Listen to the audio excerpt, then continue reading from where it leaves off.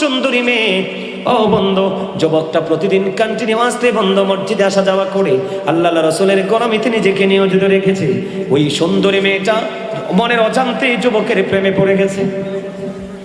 কিন্তু যুবকের কিন্তু কোনো টেনশন নাই মহিলাকে নিয়ে। ছেলে যাচ্ছে তো আসছে, নামাজ পড়তেছে বন্ধু। নামাজ পড়তে পড়তে পড়তে পড়তে একদিন হঠাৎ করে শান নামাজ পড়ে যখন রওনা দিল, ওই মেয়েটা এমন ভাবে ছেলেটাকে আঁকড়ে ধরলো, প্রেম আকাঙ্ক্ষা দেখালো বন্ধু।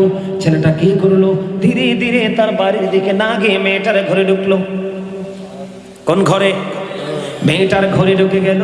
মেয়েটার ঘরে যখন ঢুকে গেল, ঢুকে যাওয়ার পরে বন্ধু তার মনের মধ্যে একটা চিন্তা এসে গেল যে আমি যে মেয়েটার ঘরে চলে আসলাম, এসে দেখলাম যে এখানে অনৈতিক কাজের জন্য সে আমাকে ডেকেছে, তার মানে শয়তান কাজ করেছে বন্ধু।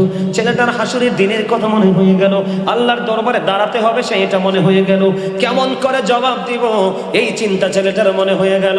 মনে যখন হয়ে গেল, মনে হয়ে যাওয়ার পরে বন্ধু সঙ্গে সঙ্গে ছেলেটা ওই সুন্দরী মেয়ের করে তাৎক্ষণিকভাবে সে অজ্ঞান হয়ে যায়। সুবহানাল্লাহ বলেন না কেন?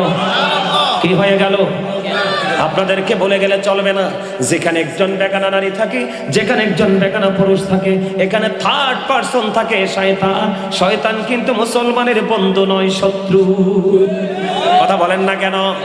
এবার বন্ধু ছেলেটা কি হয়ে গেল, সেন্সলেস হয়ে গেল, অজ্ঞান হয়ে গেল। ছেলেটা চিন্তা করলো, করতে করতে অজ্ঞান হয়ে গেল।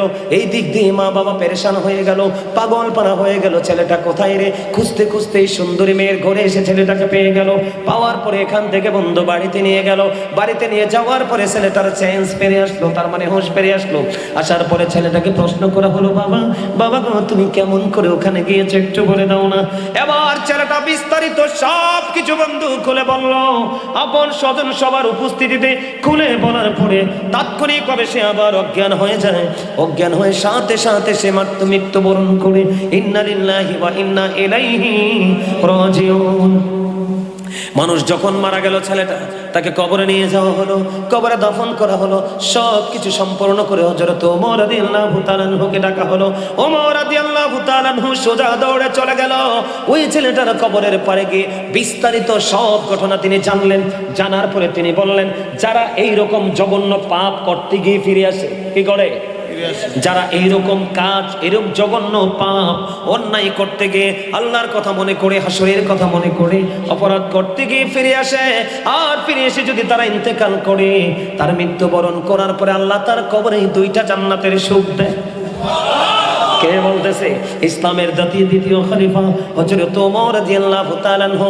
এখন বন্ধু ওই যে যুবকটা মারা গেল, ওই যুবকের কবর থেকে গায়েবী ভাবে শব্দ বের হচ্ছে। ওই ছেলে কবর থেকে বলে দিচ্ছে, আপনি যা বলেছেন সব ঠিক বলেছেন। আমাকে কবরে রাখার পরে আমার কবরের মধ্যে দুইটা জান্নাতের সুখ আমি অলরেডি পেয়ে গেছি। সুবহানাল্লাহ। এটার নাম কি তাকওয়া না? কথা বলেন না কেন? এমন একটা জায়গায় গেছে, একটা যুবক একটা যুবতী, তাদের মধ্যে দুইজনের মধ্যে যৌবন একবারে পরিপূর্ণ টকবক করছে। এই সময়টাকে শয়তান বেশি কাজে লাগাতে চায়। এই জন্য যুবক এবং যুবতী তাদের প্রতি বাবা মার একটা কড়া নজর রাখা উচিত।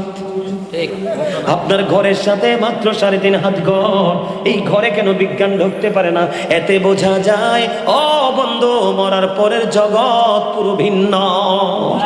একজন মানুষ যখন কবরে চলে গেল, কবরে যাওয়ার পরে দুইজন ফেরেশতা আসবে, তাদের স্কিনটা হবে ব্ল্যাক, তার মানে কালো রঙের। কি?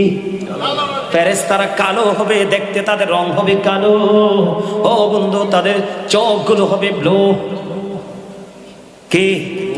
তাদের চোখগুলো হবে ব্লু। আপনাকে প্রশ্ন করবে, করার পরে যদি মুমিন হন নবী সম্পর্কে প্রশ্ন করবে, আল্লাহর কোরআন, আল্লাহ ইসলাম সম্পর্কে প্রশ্ন করবে, আল্লাহ সম্পর্কে প্রশ্ন করবে। আপনি যদি মুমিন হন আপনি উত্তর দিয়ে দিবেন, আপনার ফয়সালা হবে। কিন্তু বন্ধু যিনি উত্তর দিতে পারবে না, ও বন্ধু তিনি বলবে লা আদরি লা আদরি। সে পারবে না, উত্তর দিতে পারবে না। ও বন্ধু, যখন তিনি উত্তর দিতে পারবে না তখনই গায়েব থেকে আওয়াজ আসবে, মাটি মাটি রে, তাকে এমন ভাবে তুমি চাপ দাও মাটি। ও বন্ধু, মাটি তাকে এমন ভাবে চাপতে থাকবে, হাদিস শরীফের মধ্যে এসেছে তার একটা হাড় ভেঙে আরেকটা হাড়ের মধ্যে ঢুকে যাবে, কান্না করবে, চিৎকার করবে, হাহাকার করবে। সেই বন্ধু সাহায্য চাইবে, কেউ তাকে সেদিন সাহায্য করবে না। কেমন করে তাকে সাহায্য করবে বন্ধু? সাহায্য করবে না। আমার দিকে তাকান, আপনি কি পারবেন? কারণ মরণ কিন্তু একবারই হয়েছে, ওপারে আর মরার সুযোগ নাই। এটা জানেননি আপনারা?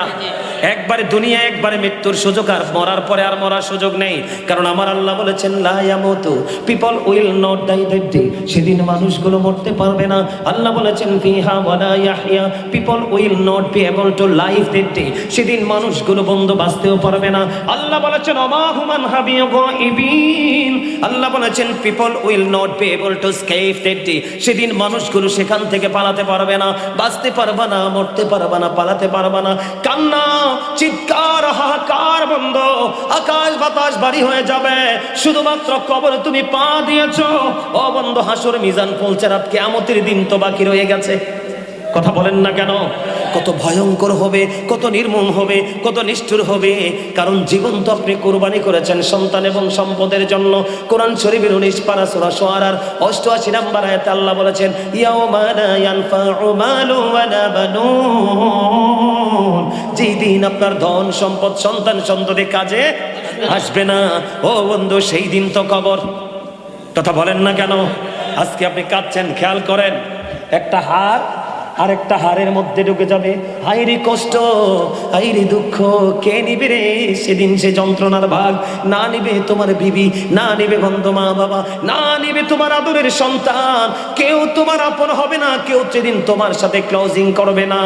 ও বন্ধু, অত্যন্ত ভয়ঙ্কর হবে। তুমি চিৎকার করবে, তুমি হাহাকার করবে, কাঁদতে থাকবে, একটা হাড় আর একটা হাড়ের মধ্যে ঢুকে যাবে। সেই দিন কিন্তু তুমি কাউকে দোষও দিতে পারবা না। কেন পারবা না?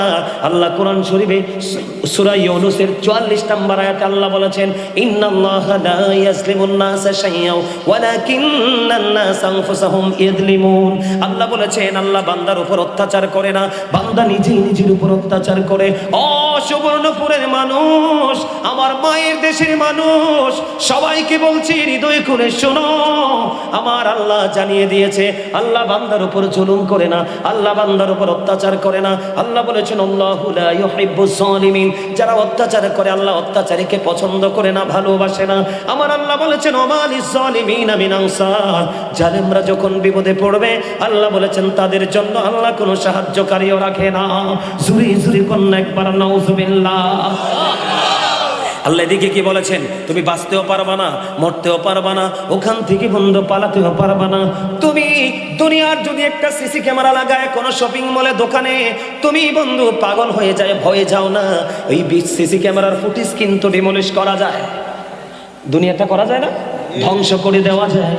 কিন্তু এমন সিসি ক্যামেরা তোমার সঙ্গে আছে, তুমি তো সেটার খবর রাখো না। ওটার নাম কি? ওয়া ইন্না আলাইকুম লাহাফিজিন কিরামান কাতিবিন। জুরি জুরি কোন আল্লাহু আকবার। আছে না নাই? আরো জোরে বলেন, আছে না নাই? কিরামান কাতিবিন, কাঁদে বসিয়া সকল কর্ম লিখিতেছে হুকুম দিয়া, আল্লাহর হুকুম নিয়া। 40 কদম হাঁটিয়া আসবে রে সজন, মুনকারে নাকির হাজির হইবি রে তখন। ঘুমটা খুলিয়া সওয়াল করিবেন তখন, 40 কদম হাঁটিয়া আসবে রে সজন। ঠিক না বেঠি? 40 কদম হেঁটে হেঁটে নেয়নি কবরের পার? আরো জোরে বলেন না? ও বন্ধু, শুধু এখানে একান্ত নয়, আমি আপনাদেরকে বন্ধু বলে দিতে চাই, আপনি কিন্তু বিচারের দিন, কাল হাসরের দিন, কাল কিয়ামতের দিন, আপনি কিন্তু কাউকে বন্ধু দোষ দিতে পারবেন না। কারণ আল্লাহ রাব্বুল আলামিন বলে দিয়েছেন, ইদাস সামাউ ফাতারাত ওয়া ইদাল কাওয়াকিবু তাতাওয়াত ওয়া ইদাল বিহারু ফুজ্জিরাত ওয়া ইদাল কুবুরু বু'সিরাত আলিমাত নাফসুম মা কদ্দামাত ওয়া আখরাত। হুজুর আসেনি? আসেনি?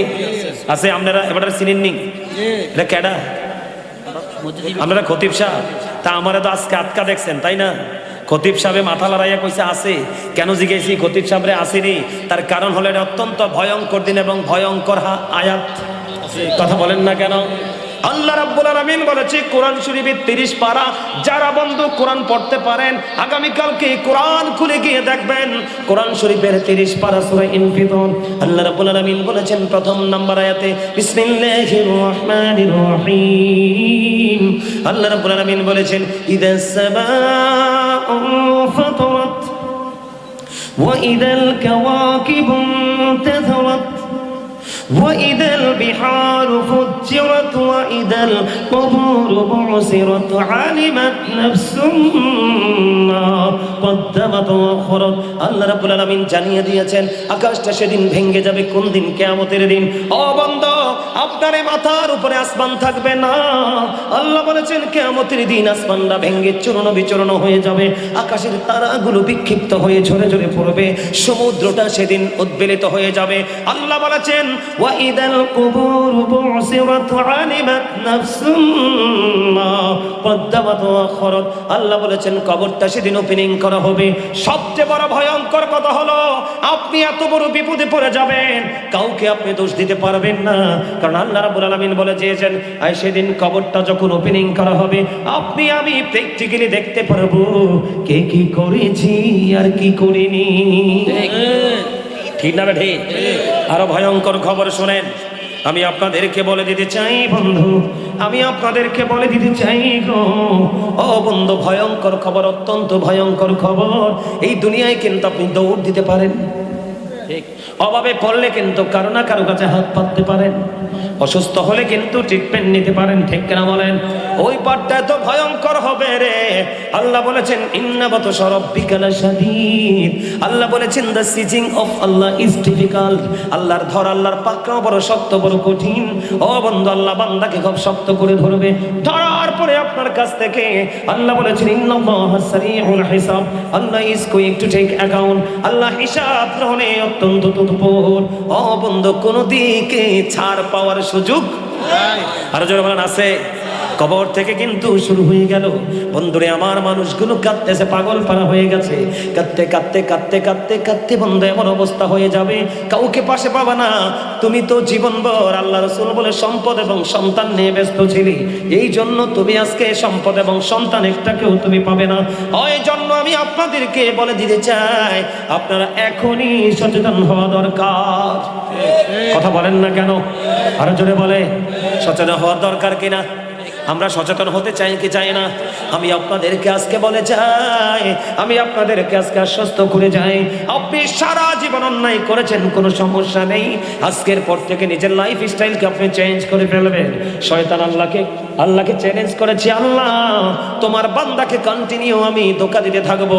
আল্লাহ কথা দিয়েছে যা যা যা, আমি আল্লাহ কথা দিলাম রে, আমার বান্দাকে আমি ওই পর্যন্ত ক্ষমা করতে থাকবো যেই পর্যন্ত বান্দা আমার কাছে ক্ষমা চাইতে থাকবে। ঠিক আছে? বুঝতে পারছেন? এবার আসেন বন্ধুরে, আমি যেহেতু কিয়ামতের কাছে গেলাম, এখান থেকে একটু ঘুরে আসি। মা এসে একদিন কান্দে, ও বন্ধু কান্দে। রাসূল প্রশ্ন করলেন, আয়েশা রে, কেন রে তুমি কান্দো? তুমি কেন অশ্রু বিসর্জন দিচ্ছ রে আয়েশা? এবার মা আয়েশা ডেকে ডেকে বললে, ইয়া রাসূলুল্লাহ, ওই ভয়ঙ্কর দিনের কথা মনে করে কাঁদি গো রাসূল। একটা প্রশ্ন, মানুষ কি কাল হাসুরের দিন তার আপন স্বজনের কথা মনে রাখবে? রাসূল বললেন, না না না না রে, মানুষ সেদিন তার আপন স্বজনের কথা মনে রাখবে না। কোন কোন জায়গায় রাখবে না বন্ধু? আমার দিকে তাকান, মিজানের পাল্লার কিনারায় নেকের পাল্লা ভারী হবে না, পাতলা হবে, সেই টেনশনে থাকবে, ঠিক কিনা বলে? ও বন্ধু, আরেকটা জায়গায় যেখানে আমল নামা দেওয়া হবে, ডান হাতে দিবে না বাম হাতে দিবে। এই জন্য ও বন্ধু, আপনার মানুষগুলো সেই দিন আপন মানুষকে খুঁজে পাবে না। যদি আপনি সত্যিকারের মদিনাওয়ালার প্রেমিক হন, কিন্তু আপনি সত্যি মদিনাওয়ালাকে খুঁজে পাবেন, ঠিক কিনা বলে? আরো জোরে বন্ধুরে আমার, এই দিনটা তো ভয়ঙ্কর হবে, কিয়ামতের দিনটা তো ভয়ঙ্কর হবে। মানুষ লিখিত দপ্তর যেমনি গুটিয়ে নেয়, কি করে নেয়? লিখিত দপ্তর গুটিয়ে নেয় কিনা, ক্লোজ করে নেয় কিনা? কথা বলেন না কেন? যেমন এক্সাম্পল, আমাদের আশেপাশে স্কুল আছে না, সকালে হাজিরা খাতা নিয়ে বসে কিনা? স্কুল যখন শেষ হয় আবার তারা সব কিছু ক্লোজ করে নেয়। ঠিক তেমনি ভাবে কিয়ামতের দিন আল্লাহ রাব্বুল আলামিন সব কিছু বন্ধ ক্লোজ করে নেবে। এমন ভয়ঙ্কর অবস্থা হবে, নারী এবং পুরুষ দুইজনই উলঙ্গ থাকবে রে। কেউ কারো দিকে নজর দেওয়ার সুযোগ থাকবে না। জুড়ে জুড়ে কন্যা একবার আল্লাহু আকবার। এত ভয়ঙ্কর হবে, একটা নারী একটা পুরুষ বন্ধ উলঙ্গ অবস্থায় হবে, পুরুষরাও বন্ধ পোশাকবিহীন খৎনাবিহীন অবস্থায় হাসরের মাঠে দাঁড় হবে রে। তাদের কারো দিকে কেউ বন্ধ নজর দিবে না। শুধু তাই নয় বন্ধু, শুধু তাই নয় রে, এই যুগে এখনকার যুগে যদি একটা মা সন্তান প্রসব করার সময় হয়, একটা মা যখন সন্তান প্রসব করার সময় হয় বন্ধু, নিজের ফ্যামিলির মানুষ, শ্বশুর বাড়ির মানুষ, বাবার বাড়ির মানুষ এবং ডাক্তার পর্যন্ত কন্টিনিউ একটা সাথেই থাকে। কথা বলেন না কেন? কারণ একটা বাচ্চা দুনিয়াতে প্রসব হবে, বাচ্চার যেন কোনো ক্ষতি না হয়, মারও যেন কোনো ক্ষতি না হয়। বন্ধ এই দুনিয়ায় মানুষ এমন হবে রে, কিন্তু কিয়ামতের দিনটা তো ভয়ঙ্কর হবে, এত বিপজ্জনক হবে রে। ও বন্ধু, গর্ভধারিণী মা সন্তান প্রসব করার সময় হওয়ার আগে ও বন্ধু সে গর্ভপাত করে ফেলবে, এটা সে বুঝতেও পারবে না। জুড়ে জুড়ে একবার বলেন না নাউজুবিল্লাহ। ভয়ঙ্কর না? কথা বলেন না? কঠিন, শুধু ভয়ঙ্কর না, এত ভয়ঙ্কর যে ভয়ঙ্করতার কথা বলে শেষ করা যায় ঠিক না বলেন? একটা নারী একটা পুরুষ উলঙ্গ থাকবে, কেউ কারো দিকে নজর দেওয়ার সুযোগ নাই। নাউজুবিল্লাহ বলেন না? এই ভয়ঙ্কর দিন আসবে কি আসবে না? কিন্তু বন্ধু, ওই যে একটু আগে বলেছিলাম, আল্লাহ বলেছেন আল্লাযীনা আমানু, যারা ঈমান এনেছে, ওয়া কানু ইয়াত্তাকুন, যারা তাকওয়া অবলম্বন করেছে, লাহুমুল বুশরা, তাদের জন্য সুসংবাদ, ফিল হায়াতিদ দুনিয়া, দুনিয়ার জীবনে, ও ফিল আখিরা, এবং পরকালের জীবনে। জোরে জোরে কন্যা একবার সুবহানাল্লাহ। এখানে আল্লাহ কি সংবাদ দিয়েছে? দুনিয়াতেও আখিরাতেও আপনার জন্য নিয়ামতের খবর দিয়েছে, ঠিক কিনা বলেন? কারণ কেন? আপনি ইমানদার। এই জন্য আমি আপনাকে বলে দেই, এই পৃথিবী থেকে সূর্যটা 9,13,00,000 মাইল দূরে। কত? এই পৃথিবী থেকে সূর্যটা 9,13,00,000 মাইল দূরে বন্ধু। সূর্যের আলো পৃথিবীতে আসতে সময় লাগে মাত্র 8 মিনিট 20 সেকেন্ড। প্রতি সেকেন্ড 1,86,000 মাইল বেগে পৃথিবীর দিকে ছুটে আসে, অনেক আবরণ ভেদ করে আসে, মানুষ সহ্য করতে পারে না। কিন্তু কাল হাসরের দিন মানুষের মাথার উপর থাকবে ডিরেক্টলি সূর্য বন্ধু, দুর্গন্ধময় হয়ে যাবে, ঘামের মধ্যে মানুষগুলো ডুবে যাবে। ও বন্ধু, চারপাশ তার প্রতিকূলতা তৈরি হয়ে যাবে। মাথার মগজগুলো শীতের দিনের উত্তপ্ত গরম পানির পাতিলের মতো, বিয়ে বাড়ির গোস্তের পাতিলের মতো, ঈদের দিনের গোস্তের পাতিলের মতো টকবক করে মাথার মানুষের মগজ টুকটাতে থাকবে, চিৎকার করতে থাকবে। কিন্তু বন্ধু, সে কাউকে হেল্পার হিসাবে পাবে না। কিন্তু যদি তুমি ঈমান আনার পরে তাকওয়া নিয়ে মরতে পারো যুবক, আমার রাসূল জানিয়ে দিয়েছে সেই দিন তো আসমান থাকবে না, আসমানটা ভেঙে চূর্ণ বিচূর্ণ হয়ে যাবে। আল্লাহ রাব্বুল আলামিন কথা দিয়েছে, রাসূল জানিয়ে দিয়েছেন, যেই যুবকরা যৌবনকালে ইবাদত করবে, অপরাধ করার পরে আল্লাহর কাছে তওবা করবে, বেশি বেশি করে আল্লাহর কাছে ক্ষমা চাইবে, আল্লাহ রাব্বুল আলামিন কথা দিয়েছে, আল্লাহর হাবিব জানিয়ে দিয়েছে বন্ধু, তাদেরকে আল্লাহর আরশের নিচে ছায়ার নিচে জায়গা দিবে। তাহলে যৌবনকালে আমল করলে লাভ না লস? শুধু লাভ নেই। আমার রাসূল বলতেছে শুধু লাভ নেই, যৌবনকালে আমল করলে শুধু লাভ নেই। আপনার আমার পাড়ে রাসূল বলেছেন আল হাসান ওয়াল হুসাইন সাইয়্যিদা শাবাবি আহলিল জান্নাহ। রাসূল বলেছেন ইমাম Hasan and Hussain are the leader of younger people in জান্নাহ। আমার রাসূল বলেছেন ইমাম হাসান হুসাইন জান্নাতে যুবকদের লিডার হয়ে যাবে। নবীর কলিজার টুকরা জান্নাতের লিডার যারা, তারা যারা ইমানদার মুমিন মুত্তাকি যুবকদের লিডার হবে, তো ওই যুবকদের আর কোনো টেনশন আছে না। আজকে দেখছেন আপনার এলাকার অনেক যুবক এসেছে, প্রাণ উজাড় করে আলোচনা শুনছে, তাদের সিনায় আছে 100% রাসূল প্রেম, ঠিক কিনা বলেন? আছে না নাই? আরো জোরে, এটাকে আমরা বিশ্বাস করতে পারি না? আরো জোরে বলেন না, পারে কি পারে না? এখানে যেহেতু আসছে একটুখানি মেসেজ দিয়ে দেয়, যুবক রাস্তা দিয়ে যদি কোনো সুন্দরী মেয়ে যায় স্কুলে, মেয়ের বয়স কিন্তু বেশি না, 6-7 পড়ে, ঠিক কিনা বলেন? এটা এখনো প্রাপ্ত হয়নি, তোমরা কিন্তু সুন্দরের কারণে টিজিং করো। কথা কয় না, ভুল কথা নিয়ে করে না, ডিস্টার্ব করে না, 3 রাস্তার পরে করে না, করে হয়তো আপনাদের এলাকার ছেলেরা করে না, করে আমার মামু কই করে বলে করে, এটা অস্বীকার করার কোনো সুযোগ নাই, এটা বয়সের দোষ, সেটা হয়, ঠিক না বলেন? কিন্তু এটা আমার দিকে তাকান, বলে হুজুর এখানে হুট করে কেন আসলেন? হুট করে কেন আসলাম বোঝানোর জন্য যুবক, বলবো নি, শুনতে রাজি আছেন নি? ইয়া রাসূলুল্লাহ ইয়া হাবিবাল্লাহ ইয়া রাসূলুল্লাহ, দুরূদ মজা হয় না, মজা হয় না, প্রাণ খুলে ইয়া রাসূলুল্লাহ ইয়া হাবিবাল্লাহ ইয়া রাসূলুল্লাহ ইয়া হাবিবাল্লাহ, আমার মতের নিদান কালে আসিও নবী গো আমার শিয়রে, দেখিব আপনাকে আপন নজরে, ইয়া রাসূলুল্লাহ লা ইয়া রাসূলুল্লাহ লা মুনকার নাকির আসিয়া, সওয়াল করবেন বসাইয়া, নিবেন পর্দা দয়াল নবী উঠাইয়া, সালাম জানাব কদম সুইয়া, ইয়া রাসূলুল্লাহ ইয়া হাবিবাল্লাহ ইয়া রাসূলুল্লাহ ইয়া হাবিবাল্লাহ। মজা হয় না তো? আপনারা এত মানুষ মাশাআল্লাহ, উপস্থিতি খুব সুন্দর না? কিন্তু আপনাদের দুরূদ পড়ার ধরন তো বালা না, প্রেমিকদের মতো মনে হয় না, কথা বলেন, একটু মজা করে পড়েন ইয়া রাসূলুল্লাহ, এইবার ঠিক আছে, লা ইয়া রাসূলুল্লাহ,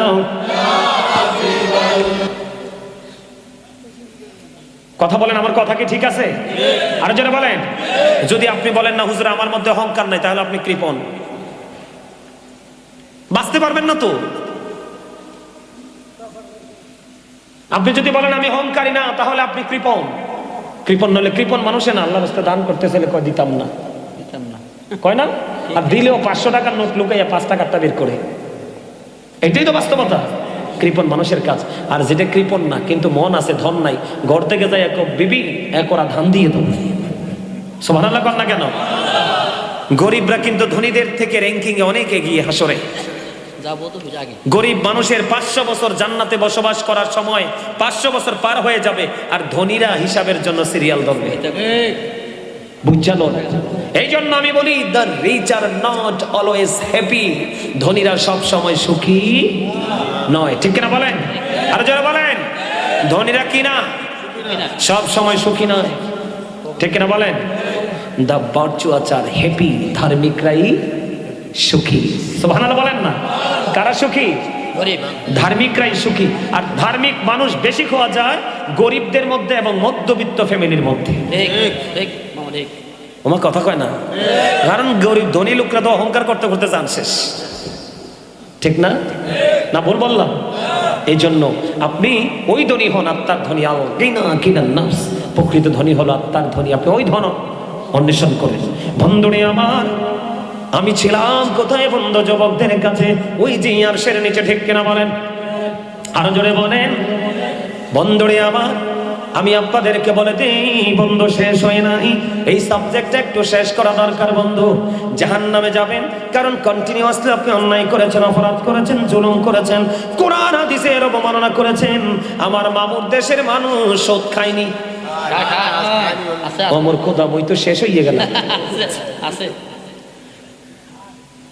মোর ওয়াজ তক্কালে এককালে ধ্বংস হয়ে গেল। মুই বরিশালের কথা কইতে আছি, মামু কোন কথা? মুই তো এককালে শেষ হয়ে গেছি, সুদ খাইলে হইয়া হইব নি? হইতো না, একজন থাকলে হইতো না মামু, ওনলি ওয়ান পারসন, একজন থাকলে হইতো না। আল্লাহর হাবিব মেরাজে গেলেন, গত চাঁদ মেরাজের, ঠিক কিনা বলেন? এটা চলে শাবান, শবে বরাতের চাঁদ। আল্লাহ রাসূল মেরাজে যখন গেলেন জাহান্নামের দিকে নজর দিলেন, জাহান্নামের দিকে নজর দিয়ে চাইয়া দেখে এক একটা মানুষের পেট এক একটা ঘরের মতো বড় বড়। জিবরাইলকে ডেকে বললেন, ও জিবরাইল বলো বলো, এই যে ঘরের মতো বড় বড় পেটওয়ালা মানুষগুলো দেখা যায় এরা কারা রে? এবার জিবরাইল একটা ডাক দিয়ে বললেন, ইয়া রাসূলুল্লাহ, এরা হলো দুনিয়ার সুদখোর। আমার রাসূল একটা ডাক দিয়ে বললেন, ওরে জিবরাইল, এ হতভাগাদের পেটের দিকে চাইয়া দেখলাম পেটটার মধ্যে শুধু সাপ আর বিচ্ছু দেখা যায়। নাউজুবিল্লাহ বলেন না। লা তুকবালু সালাতুন বিগাইরি তুহুর ওয়ালা সাদাকাতিন মিন খুলুল। পবিত্রতা ছাড়া ইবাদত কবুল হয় না, হালাল টাকা ছাড়া দান সাদকাও কবুল হয় না। ঠিক যাবেন কই?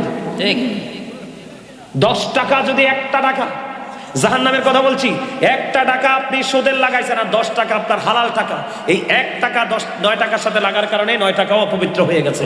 রাসূল বলেছেন, বুখারী শরীফে আসছে, এই পোশাক পরে কিয়ামত পর্যন্ত নামাজ পড়তে পারবেন, কোনো লাভ হবে না। নাউজুবিল্লাহ বলেন, আর জোরে বলেন। বন্ধুরে আমার দিকে তাকান, জাহান্নামীদের কষ্টের কোনো শেষ নাই। এই জাহান্নামীদের জন্য ভয়ঙ্কর একটা খাবার আছে, যেটাকে আল্লাহর কোরআনে এসেছে, যেটার নাম বন্ধ জাক্কুম। কি এটা? কাঁটাযুক্ত ভয়ঙ্কর বিষাক্ত ফল। ও বন্ধু, আল্লাহর হাবিব বলে দিলেন, এই বর্তমানে যদি সুবর্ণপুর ভুইয়া বাড়ির এরিয়ার মধ্যে যদি একটা ফোঁটা জাক্কুম যদি পড়ে, বন্ধু রে, একটা ফোঁটা জাক্কুম যদি পড়ে, আল্লাহর হাবিব বলেছেন কিয়ামত পর্যন্ত গোটা পৃথিবীর মাটি বিষাক্ত হয়ে যাবে। কিয়ামত পর্যন্ত এই জমিনে কোনো ফসল তোমরা ফলাতে পারবা না। এই ভয়ঙ্কর বিষাক্ত খাবারটা জাহান্নামীদেরকে খাইতে দেওয়া হবে। ও বন্ধু, তুমি বাঁচতে পারবা না, মরতে পারবা না, পালিয়ে যেতে পারবে না, দৌড় দিতে পারবে না, কাউকে তুমি দোষারোপ করতে পারবা না। আরো ভয়ঙ্কর খবর হলো বন্ধু, আরেকটা খাবার আছে বন্ধু, তিনাতুল খাবার। আপনার আমার প্রাণের রাসূল তিনি বন্ধু বলে দিয়েছেন, আরেকটা খাবার আছে তিনাতুল খাবার। ইয়া রাসূলুল্লাহ, ইয়া হাবিবাল্লাহ, নবী গো, ওই তিনাতুল খাবারটা কি গো? আমার রাসূল জানিয়ে দিয়েছেন, এই তিনাতুল খাবারটা হলো আরেকটা জাহান্নামীর নিংড়ানো রক্ত, পুজ অথবা ঘাম। জুড়ে জুড়ে কন্যা নাউজুবিল্লাহ।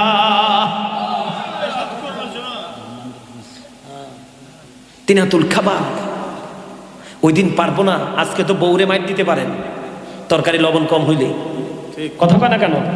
দেয় না, অনেক পুরুষে মাইর দেয় না, কিন্তু এইটা সে বোঝে না, ভুল তো মানুষই করবে। ওই ওই ওই ওই সময় কি করবেন? এই জন্য হাসর অত্যন্ত ভয়ঙ্কর হবে, অত্যন্ত নির্মম হবে। তবে হ্যাঁ, যারা আল্লাহ রাসূলের প্রেমিক, ইমানটা মজবুত, তাদের হাসর কিন্তু কোনো ধরনের কোনো সমস্যা নেই, ঠিক না বলেন? সম্মানিত উপস্থিতি, এখনকার মানুষ অনেক বেশি লোভী। কি? অনেক বেশি লোভী। লোভ মানুষকে ধ্বংস করে দেয়, দুনিয়াও ধ্বংস হয়, আখিরাতও। এই আপনাদের এখানে তো বসার জায়গা আছে, আপনারা বসেন। আপনারা এখানে দাঁড়িয়ে আছেন অনেকক্ষণ যাবত, বসেন। আসতেছে ফিসা হুজুর আসলে, ফিসা হুজুরকে